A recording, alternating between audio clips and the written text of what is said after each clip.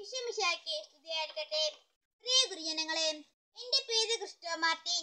ഞാൻ പാലക്കയം ഗവൺമെന്റ് സ്കൂളിൽ പഠിക്കുന്നു.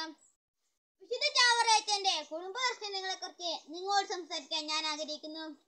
തലമുറകളിൽ നിന്ന് തലമുറകളിലേക്ക് അനായാസമായി കൈമാറിയിരുന്ന നൈതിക മൂല്യങ്ങളെ സ്വന്തം മക്കളിലേക്ക് വിനിമയം ചെയ്യാനുള്ള ശ്രമങ്ങൾ വിഫലമാണെന്ന ബോധം സംസ്കാരങ്ങൾക്കും ഭൂഖണ്ഡങ്ങൾക്കും അതീതമായി ഇന്ന് മാതാപിതാക്കളെയും കുടുംബാംഗങ്ങളെയും മാറ്റുന്ന പ്രശ്നമാണ്.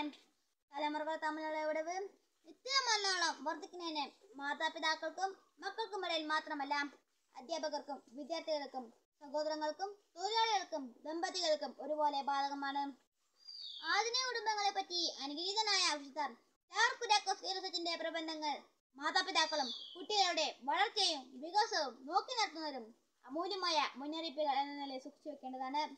കൈനഗരിയിലെ തന്റെ ഇടവക്കാർക്ക് തലമുറകളോടെ കൈമാറാനും പൂർവികരുടെ ആജ്ഞകൾ നടപ്പാക്കാനുമുള്ള കുടുംബങ്ങളുടെ പെരുമാറ്റമായി ഒരു പ്രമാണപത്രമായി 1868 അദ്ദേഹം രചിച്ച കൃതിയായിരുന്നു ഒരു നല്ല അപ്പന്റെ ചാവരുൾ എന്ന നല്ല പിതാവിന്റെ അന്ത്യവചനങ്ങൾ. തന്റെ പ്രിയപ്പെട്ടവർക്കായി അദ്ദേഹം നൽകിയ ഒരു നിര ഉപദേശങ്ങൾ ഇതാ: ന്യായമായ മാർഗങ്ങളോട് മാത്രം നേടിയ വസ്തുക്കൾ സൂക്ഷിക്കുന്ന കാര്യത്തിൽ കുടുംബാംഗങ്ങൾ ഒരു വിട്ടുവീഴ്ചയും കാണിക്കരുത്. അല്പനേരത്തേക്ക് പോലും മോഷണ വസ്തുക്കൾ വീട്ടിൽ വെക്കരുത്. അന്യരുടെ മുതലുകൾ മോഷ്ടിക്കുന്നവരുമായ കുടുംബാംഗങ്ങൾ ഇടപഴകാനും പാടില്ല. തൊഴിലാളികൾക്ക് ന്യായമായ കൂലി നൽകുന്നതിൽ കാലതാമസവും പാടില്ല. അപകീർത്തിപരവും കെട്ടതുമായ സംസാരം നല്ല കുടുംബത്തിന്റെ വെളിച്ചം ഇല്ലാതാക്കുമെന്നും അദ്ദേഹം വിശ്വസിച്ചു. പതിവായ പ്രാർത്ഥന വേണമെന്നും അദ്ദേഹം ശാഠ്യം പിടിച്ചു. വിശിഷ്ട ദിനങ്ങളിലും നോമ്പ് ദിനങ്ങളിലും പ്രാർത്ഥിക്കണമെന്നും ചീത്ത പുസ്തകങ്ങൾ വീട്ടിൽ സൂക്ഷിക്കുന്നതും മതവും വിലക്കി. പകരം വിവേകത്തിന്റെ ഗ്രന്ഥങ്ങൾ സൂക്ഷിക്കാനും വായിക്കാനും അദ്ദേഹം മാതാപിതാക്കളെ ഉപദേശിച്ചു. മക്കൾക്കായി അവർ സമ്പാദിക്കുന്ന യഥാർത്ഥ നിധി അതാണ്.